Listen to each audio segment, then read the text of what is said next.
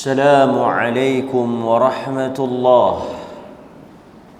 الحمد لله نحمده ونستعينه ونستغفره ونعوذ بالله من شرور أنفسنا ومن سيئات أعمالنا.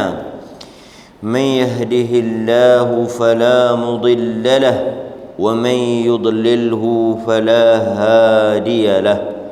أشهد أن لا إله إلا الله وحده لا شريك له وأشهد أن محمدا عبده ورسوله. أما بعد. Pertama, kita bersyukur kepada Allah Subhanahu wa taala kerana dalam keadaan pagi ini yang sejuk, kan? Nabi sallallahu alaihi wasallam sebut, man sallal bardain dakhala al-jannah. Siapa yang salat dua salat yang sejuk, dia akan masuk syurga. Di kalangan para ulama seperti Al-Imam Izzuddin Abdus Salam, dia ada sebut satu kaedah. Kata beliau, jika seseorang itu menempuh masyaqqah, masyaqqah ni artinya kesusahan, untuk dia melakukan sesuatu ibadah, pahalanya semakin besar. Umpamanya kita nak kena tempuh, nak kena bangun, nak kena keluar daripada rumah kita, nak kena bersiap, berlawan dengan kesedapan dan keseronokan untuk kita tidur dan sebagainya. Dia berbeza dengan salat yang mungkin kita tak perlu nak bertarung sangat. Al-ajr, pahala itu biqadar, dengan kadar masyaqqah yang kita maksudnya satu ibadat yang terpaksa kita bersusah bersungguh menempuh mujahadah untuk kita nak buat benda itu, pahalanya lebih besar daripada satu ibadat yang mungkin mudah untuk kita buat. Dan kesusahan ni dia tak sama satu orang dengan orang yang lain. Dalam satu ketika, dalam keadaan yang berbeza, dia tak sama. Sebab itu Nabi SAW sebut, umpamanya Nabi kata, ma athqalus salah 'alal munafiqin. Salat yang paling berat dan susah untuk orang-orang munafik melakukannya. Dan salat tu sendiri memang berat. Quran kata, wasta'inu bis sabri was salah wa innaha lakabiratun illa 'alal khashi'in. Dan mintalah pertolongan kepada Allah dengan kamu mendirikan salat dan kamu bersabar. Quran sebut dua perkara, wasta'inu bis sabri was salah. Bila kita minta kepada Allah pertolongan, kita kena ada sabar. Yang kedua, kita dirikan salat. Kita ada sesuatu hajat ke, kita ada satu perkara yang kita nak minta kepada Allah, isti'anah, kita salat, kemudian kita sabar. Quran kata apa? Wa innaha lakabiratun.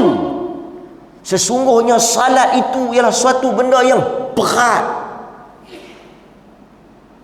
Sebab itu kita selalu sebut, ramai orang boleh buat perkara yang lain yang lebih berat, yang lebih menggunakan kekuatan fizikal, tetapi dia tak boleh mendirikan salat. Kerana salat ini bukan sahaja semata-mata kekuatan fizikal, kesihatan tubuh badan, tetapi dia memerlukan kekuatan ruh. Dan Quran sambung, Quran kata, wa innaha lakabiratun illa 'alal khashi'in. Tetapi salat itu ringan. Salat itu dirasakan mudah, menyeronokkan kepada orang-orang yang khusyuk. Alladzina yadhunnuna annahum mulaqu rabbihim wa annahum ilaihi raji'un.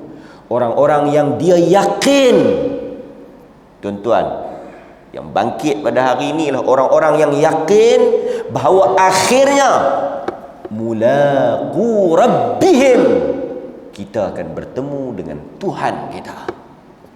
Wa annahum, dan mereka yang mendirikan salat, yang merasakan seronok, ringan, dan dia hanyut dalam ibadat itu, adalah orang-orang yang dia tahu wa annahum ilaihi raji'un, dia akan balik kepada Tuhan dia. Itu kita lawan nafsu kita, mujahadatun nafs dia panggil. Kita bertarung dengan perasaan dan nafsu diri kita. Perlawanan yang paling payah ni berlawan dengan diri kita sendiri, kan? Mudah-mudahan tuan-tuan Allah memberikan istiqamah kepada saya dan juga kepada tuan-tuan. Baik, kita sambung balik tajuk kita pada hari ini berkaitan dengan adab ziarah kubur. Kita dah selesai pada adab yang pertama, adab yang kedua, adab yang ketiga, menghilangkan kenikmatan dunia. Kita tengok sikit pada muka surat 136, hadis yang kambing tu kita dah baca. Hadis yang kambing tu, sekarang kita tengok pada muka surat 136. Berkata Abdullah bin Umar radhiyallahu anhuma, Allah meridai dia dan ayahnya Umar Al-Khattab. Kata Nabi sallallahu alaihi wasallam, ad-dunya sijnul mu'min wa jannatul kafir. Hadis riwayat Imam Muslim. Dunia adalah sijnun, sijnun penjara. Al-mu'min, dunia ini ialah penjara bagi orang-orang yang beriman, dan ia adalah jannah, syurga bagi orang yang kafir. Hadis sahih riwayat Muslim. Tak apa, kita baca dulu, sekejap lagi kita tengok apa huraian dia. Hadis yang berikutnya daripada Nabi sallallahu alaihi wasallam, mali walid dunya innama mathali wa mathalud dunya kamathalir raqib qala fi dhilli syajaratin thumma raha wa tarakaha. Apalah sangat aku ni nak dibandingkan dengan dunia. Maksudnya apalah sangat kita nak kejar dunia ni. Saya ada terbaca satu kata-kata yang disebut oleh Al-Imam Al-Zahabi dalam kitab yang terkenal Siyar A'lamin Nubala. Al-Imam Al-Zahabi, imam alim besar, dia anak murid kepada Al-Imam Ibn Taymiyah. Al-Imam Al-Zahabi ni dia ada tulis satu kitab Siyar A'lamin Nubala. Kitab ni cerita tentang biografi orang. Cerita tentang dia ni siapa dia, dia ni siapa dia. Di kalangan ulama-ulama hadis, ni ulama-ulama hadis, kita bila nak ni juga bagus ni. Dalam musim-musim la ni bagus kita kita cerita ilmu hadis. Di kalangan ulama hadis, dia ada satu ilmu yang mereka develop, mereka buat untuk scan orang yang nak meriwayatkan hadis. Orang yang nak meriwayatkan hadis, rawi periwayat. Orang yang nak meriwayatkan hadis, ataupun dipanggil juga orang-orang yang nak meriwayatkan hadis ni rijal. Rijal ni siapa dia? Orang yang nak baca hadis, orang yang nak menyampaikan hadis. Okey. Orang yang nak menyampaikan hadis ni, rijal, perawi-perawi ni mesti dikenali Siapa dia? Dia beranak di mana? Dia mati di mana? Dia pi ke mana dalam sepanjang hidup dia? Sebab, okey, katalah macam ni. Contoh. Dia kata dia dengar satu hadis daripada si fulan. Si fulan tu duduk di Baghdad. Orang yang dengar hadis ni, dia duduk di Madinah. Okey, contoh. Ulama hadis akan scan dia. Pernah tak dia pergi ke Baghdad? Pernah tak dia pergi Baghdad? Dia cek tu. Kalau dia tak pernah pergi, macam mana dia dapat hadis tu daripada kawan tu? Ataupun dia cek dia pergi, tapi masa dia pergi, orang yang dia kata dia ambil hadis tu mungkin dah keluar daripada Baghdad ataupun mungkin dah mati. Jadi macam mana dia kata dia dengar daripada kawan tu? Dia cek sampai terus tu. Artinya kita kalau nak terima berita atau kita nak dengar cerita, hendaklah kita tahu credibility orang yang nak cerita tu. Jadi antara orang yang tulis tentang manusia ni, yang tentang siapa dia ni, cerita apa semua ni, Al-Imam Az-Zahabi. Dia ada tulis satu perkataan yang diambil daripada Sufyan Ats-Tsauri. Sufyan Ats-Tsauri kata, manusia ni dengan dunia mereka boleh zuhud. Ni Sufyan Ats-Tsauri kata. Sufyan Ats-Tsauri kata manusia ini dia boleh zuhud pakaian. Dia boleh zuhud harta. Dia boleh zuhud makanan. Artinya dia boleh tolak pakaian-pakaian yang mewah. Dia memakai pakaian yang biasa-biasa. Dia boleh tolak harta-harta yang banyak. Dia berpada dengan harta yang sedikit, cukup untuk dia hidup, survive. Dia boleh tolak makanan-makanan yang mewah, yang banyak, berpada dengan sedikit makan dan makan yang ala kadar saja. Sufyan Ats-Tsauri sebut hanya satu benda yang manusia tak boleh tolak. Kita akan jumpa satu orang pakaiannya biasa, makannya biasa, hartanya mungkin biasa, tapi dia tidak boleh tolak satu perkara. Kata Sufyan Ats-Tsauri, manusia boleh zuhud dalam keseluruhan hidup dia, dalam pakaian dia, dalam makan minum dia, dalam harta dunia dia, kereta apa semua dia boleh pakai, kereta buruk, rumah duduk biasa-biasa. Tapi Sufyan Ats-Tsauri kata manusia tidak boleh zuhud dalam urusan dunia ini apabila dia berkaitan dengan kuasa. Tu Sufyan Ats-Tsauri kata dia akan bertarung di atas kuasa itu. Dia sanggup bermusuh, berbalah, berdengki, khianat dan sebagainya semata-mata untuk kuasa. Dari situ kadang-kadang kita tengok tak perlu ujian yang besar, ujian yang kecil-kecil, ujian yang biasa-biasa ni pun mungkin orang dia kata saya tak apa nak makan. Dia tu jom dia kata ada kambing sedap di Penang. Saya tak mau makan, saya pun tak boleh nak makan. Main umur-umur macam ni bukan nak makan apa sangat ah. Si lemak ni pun cukup lah. Betul ada yang sedap lagi.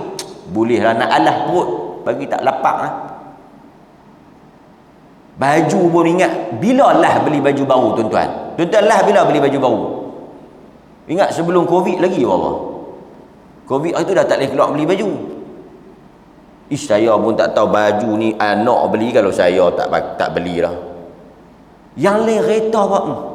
Tak beli kereta elok-elok. Boleh naik lah kereta elok apa semua. Bukan apa kita kan nak duduk lah kereta nak. Rumah tak buat pergi elok sikit. Nak mati. Tapi kalau orang tawarkan jawatan, boleh? Boleh Ini kata Sufyan. Saya sebut ni bukan apa, kerana Nabi kata mali walid dunia. Orang yang bertarung dengan dunia ni, yang pulun cari dunia ni, Nabi kata apa? Nabi kata pi kerak sikit kubur. Masalahnya kita tak pi ke kubur. Tak ada lah lagi orang kempen pergi kubur lah, betul tak? Tanya calon, next program kita ni nak melawat mana? Kubur. Wih, beda kan? Tapi kalau orang pergi ke kubur, mungkin insaf lah. Nabi kata, Masali wa masalud dunya. Ini hakikat. Kalau tuan-tuan dan saya, bukan kata tuan-tuan, kalau saya lah, kita boleh masuk, pasak benda ni dalam kepala kita, selesai segala merungut, segala protes, segala nak berkelahi, segala susah hati pun semua kita pegang yang ni. Nabi kata macam ni ya kita dengan dunia ni. Seperti apa? Ar-raqib. Ar-raqib ni maksudnya orang yang menunggang kenderaan. Orang yang tunggang kenderaan artinya dia nak pergi sesuatu destinasi. Ini kita kena, tuan-tuan kena senantiasa remind ourselves, ingatkan diri kita, selalu ingatkan diri kita, sebut pada anak isteri kita, asuh orang-orang di bawah kita. Taklah menafikan kita tolak dunia langsung, tapi kalau benda tu kita tak dapat, benda tu orang tak pilih kita, orang tak bagi kat kita reta-reta kan, orang tipu kita, kita tak dapat projek tu ke apa, duit apa semua ni, kita pergi ceramah orang tak bayar malam ni. Ar-raqib. Dia kalau dia tak pergi ceramah dapat tak bagi duit, kita nak kata apa? Dunia ni kita nak tinggal. Jangan tinggal masjid tu. Dunia ni kita nak tinggal. Kadang-kadang tuan-tuan buat kerja, tuntutlah. Tapi kita taklah sampai nak putus saudara kerana kata langgar halal haram tak kira. Ui, dahsyat. Nabi kata kamathalir raqib, seperti satu orang yang menunggang, lepas tu dia letih. Dia menunggang, dia letih. Dia penat. Dia cari pokok. Pasal apa dia cari pokok? Dia nak pergi berehat sat. Dia pun pergi kat pokok tu, tambat kenderaan dia pun sandang rehat sat. Lama mana? How long? Thumma raha wa tarakaha. Dia istirahat sat. Pokok yang kita rehat itu ialah dunia kita. Maksudnya tuan-tuan naik kenderaan, berhenti sat rehat di pokok, lepas habis hilang penat letih apa semua tu, naik balik, teruskan perjalanan. Sebentar kita di pokok itu menghilangkan penat letih adalah dunia kita. So artinya tuan-tuan, ini hanya bersifat sementara. Jadi sebab itu kita tak ada masalah lah sangat dengan dunia ni. Ingatkan diri kita tuan-tuan. Boleh?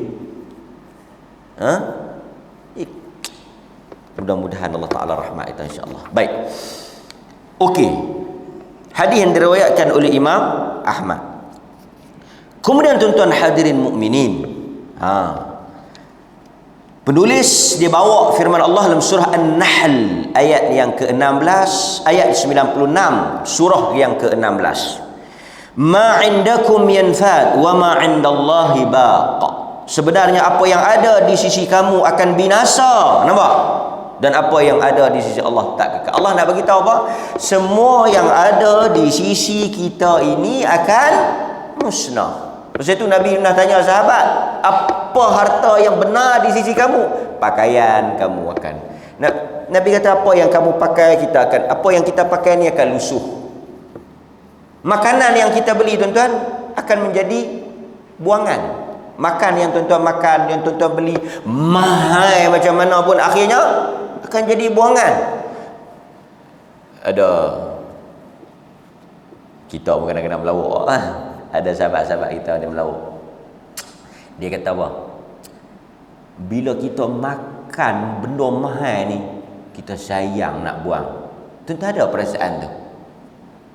Beli kambing harga nasi dia kata kita makan ni Biar duduk 3-4 hari tu.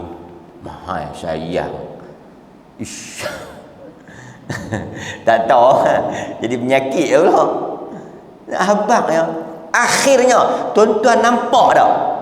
Kesudahan pi ke mana makanan yang mahal tadi ni. Tak ada yang kekal. Yang kadang-kadang kita bertarung yang saya kata tu. Pulun untuk benda yang akan musnah. Itu kadang-kadang kita tengok, tuan-tuan tengok 2-3 tahun yang lepas. Tuan-tuan mungkin boleh tengok, cari dalam YouTube kematian Sultan, pemerintah, Amir dia panggil, Amir kepada Dubai. Kematian Amir Dubai. Raja yang sangat kaya ni. Apa yang dia bawa? Hatta kubur dia pun tuan-tuan tengok, simple dia. Apa yang dia bawa? Tu Dubai. Apa yang pemerintah Amir Dubai tu bawa pergi dalam kubur dia? Benda ni kita sebut kerana Allah dah sebut dah, semua yang ada di sisi kamu musnah. Tak ada yang kekal. Dan kita ni tuan-tuan, tak dan mati lagi kita dah tengok dah barang-barang yang sebelum kita mati lagi. Tak, barang-barang yang belum, yang kita masih hidup ni, kita tengok dah. Baju tuan-tuan, dia kata baju ni baru beli tak padan. Baju ni baru beli nampak. Dia musnah di depan mata kita. Dia musnah di depan mata kita. Belum lagi kita meninggalkan dia, dia meninggalkan kita. Hakikat dunia. Pasal itu tuan-tuan, Nabi kata dalam hadis tadi, ad-dunya sijin mu'min. Kata para ulama, pasal apa dunia ni penjara bagi orang beriman? Kerana orang beriman dia tak boleh buat apa yang dia nak. Ada perkara yang dilarang dalam soal ni, yang ni haram, yang soal ni, yang ni. Cuma tuan-tuan, saya nak bagi tahu, benda yang haram dalam agama ni tak banyak. Kita kadang-kadang kita duk expose, kita duk cerita macam seolah-olah dunia ni haram banyak. Cuba tuan-tuan ambil masa sikit, tulis benda yang haram. Apa yang haram? Kita ambil makanan lah. Apa makanan yang haram? Babi. Lagi? Makanan yang haram. Babi. Arak. Cuma 2-3 hari ni rumput lekor. Apa lagi yang haram? Habis yang halal. Pasal tu bila tuan-tuan pergi kedai, tuan-tuan sendiri tak tahu apa nak order. Pasal apa? Pasal banyak sangat. Tu yang halal kan? Pasal tu saya kata hidup ni dipenuhi yang halal, tapi orang cari yang haram. Okey. Wa jannatul kafir, dan dia syurga bagi orang kafir. Kerana orang kafir ni dia tak ada apa-apa, bebas. So bila kita hidup di dunia ni, kita kena hidup seperti banduan. Banduan ni apa? Ada peraturan dia, ada perkara yang dia boleh buat. Dia terkurung, dia terkongkong, dia terkawal, dia tak bebas. Jadi mana-mana orang beriman yang hidup dia bebas, dia bukan orang beriman. Kerana orang beriman ni, dia adalah banduan, dia adalah manusia yang terikat. Itu yang Nabi kata, ad-dunya sijin mu'min. Baik, hadirin mukminin. Kadang-kadang kan kita pergi tempat-tempat tertentu, kita payahlah orang beriman ni, dia ada pertimbangan dia. Contoh, tapi hotel mahal-mahal, kita nak pergi mandi kolam. Mandi kolam, dia kata kalau kita nak mandi kolam ni, kita nak mandi kolam ni, kita pakai baju biasa. Kita tak boleh mandi, tak boleh pakai baju biasa ni, nak kena pakai apa? Baju mandi yang perempuan dengan yang lelaki. Jadi orang wanita-wanita beriman apa ni, orang-orang yang ada iman ni, dia tak nak pakailah pakaian yang Macam mereka suruh pakai, susah. Tapi kalau kita tak ada agama ni, dia antara dua ya. Kalau kita nak mandi juga, kita kena pakai pakaian yang dia suruh pakai tu lah, swimming trunk tu, ataupun tak pakai apa langsung. Tapi kalau pakai baju tak boleh. Jadi tuan-tuan nak pilih macam mana? Swimming trunk tu tak ada, suit dia tak ada, swimming suit tu tak ada. Kalau tak mau, taklah pakai swimming suit ni, tak payah pakai apa. Oh, tak payah pakai apa, tak apa. Tak apa. Jangan pakai hak lagu ni ya. Kau nak mandi juga, tak payah pakai apa. Boleh tak? Payah. Masuk bilik air, nak kencing, tandas semua penuh. Yang ada tandas luar. Tandas luar sekali kita pergi kencing nak basuh tak boleh satu. Yang kedua kita nak kena selok. Dia tak apa, bukan orang nak tengok, semua pakai ada lebih kurang lah. Tak boleh simple macam tu kita fikir. Hidup kita ni dia ada peraturan dia. Pasal tu orang beriman ni ada benda dia boleh buat, ada benda dia tak boleh buat. Ada benda orang lain mungkin boleh maki, dia tak boleh maki. Kalau nak maki pun boleh juga, tapi pasal agama tak bagi. Pasal tu orang beriman ni dia ada border dia. Dia ada sempadan dia. Dia ada halal dan haram dia. Benda ni tuan-tuan yang menguji kesabaran kita. Pasal itu kata para ulama, sabar itu pada meninggalkan yang diharamkan, pada melakukan apa yang disuruh. Itu sabar. Kan? Baik. Kemudian tuan-tuan hadirin mukminin, yang keempat antara adab kita ziarah kubur ini, dia menyentuh hati nurani kita, mengalirkan air mata dan mengingatkan kita kepada akhirat. Kata Anas bin Malik radhiyallahu an, Nabi sallallahu alaihi wasallam bersabda, "Kuntu nahaitukum an ziyaratil qubur, ala fazuruha." Dahulu aku melarang kalian daripada menziarahi kubur. Ketahuilah sekarang aku membenarkan kalian, ziarahilah kubur.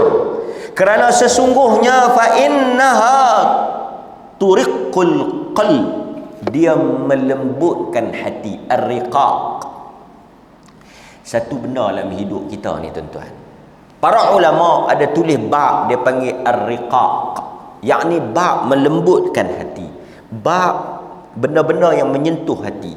Hati manusia ni dia boleh keras, lebih keras daripada batu. Kan dalam Quran kata kan, au ashaddu minal qaswah, fahiya kal hijarah, dia itu seperti batu, lebih keras. Sebab itu kadang-kadang kita pelik, manusia yang kita bagi nasihat, ada orang boleh terima, ada orang tak boleh terima. Pasal apa? Dia bukan masalah telinga dia pekak, dia ni memang tak dengar ustaz. Pasal apa? Fuse blow. Oh, ni tak, telinga semua orang. Kalau ada yang pekak tak katalah, tapi semua kita mendengar ayat yang sama, mendengar hadis yang sama. Tapi ada orang yang masuk dan benda tu menginsafkan dia. Ada yang masuk dry, nothing, kosong. Pasal apa? Kerana hati yang bersih dengan hati yang hitam tak sama. Pasal itu kadang-kadang orang bila dia dengar ayat-ayat ni menginsafkan dia, menakutkan dia. Ada orang yang dia bukan takat dia dengar, dia yang baca. Ada orang kadang-kadang dia mengajak tentang maut, mengajak tentang tazkirah kematian, mengajak tentang kitab kematian, mengajak tentang akhirat, mengajak tentang kubur, tapi dia sendiri yang langgar benda tu. Pasal tu hati ni tuan-tuan nak bagi lembut hati, tuan-tuan bangkit semayang tengah malam. Nak bagi hati kita lembut, hati kita mudah menangis, hati kita jenis, orang kata apa, hati yang seperti burung. Hati orang-orang beriman ni seperti hati burung. Tuan-tuan balik picture, pasal apa Nabi kata seperti hati burung? Nak bagi hati kita lembut. Kadang-kadang kita baca ayat Quran, rasa tenang, rasa dia memberikan satu apa? Sakinah, mawadah. Dia main mana tu? Dia main daripada bila kita bangkit salat tengah malam, kita baca ayat Quran, kita doa. Dia main. Ha? Jadi kubur ni, tapi kalau kubur ni tak mengingatkan, tak menyentuh hati kita, problem. Yang kedua, wa tudmi'ul ain. Dia boleh menyebabkan kita menangis. Jadi boleh menangis. Yang tak bolehnya meratap. Nabi melarang an-niyahah. Yang boleh tuan-tuan, kalau berlaku kematian apa-apa semua, tuan-tuan menangis. Pergi ke kubur teringat menangis, tak apa. Cuma dalam Islam kita tak boleh meraung lah, tak boleh kita meratap, kan. Wa tudzakkirul akhirah, dan dia mengingatkan kamu kepada akhirat. Kemudian dia bawa satu perkataan, cerita daripada Thabit Al-Bunani. Thabit Al-Bunani rahimahullah. Mari kita tengok cerita ni. Kita tutup dengan cerita ini.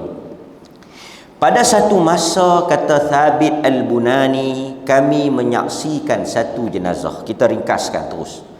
Maka di situ tentu ada orang yang menangis dan terharu. Ini berlaku kerana mereka takut kepada mati. Tetapi sekarang apabila kita menyaksikan ada sekumpulan orang yang hadir di tempat-tempat kematian, kami menyaksikan orang yang hadir di situ bergelak ketawa, berbual kosong, membicarakan tentang harta kekayaan si mati, berapa ramai ahli waris yang ditinggalkan oleh si mati. Waris juga memikirkan cara bagaimana mereka akan mendapat harta yang ditinggalkan oleh si mati. Ini dia kata situasi yang berlaku. Nampak tak? Dia kata dulu bila kami pergi majlis orang mati, ada orang mati, kami tengok semua orang menangis kerana mereka memikirkan tentang kesudahan hidup mereka. Artinya kematian itu menghidupkan hati mereka, kematian itu menyedarkan mereka, dan mereka tak memikirkan soal harta si mati, soal dunia. Semua orang insaf.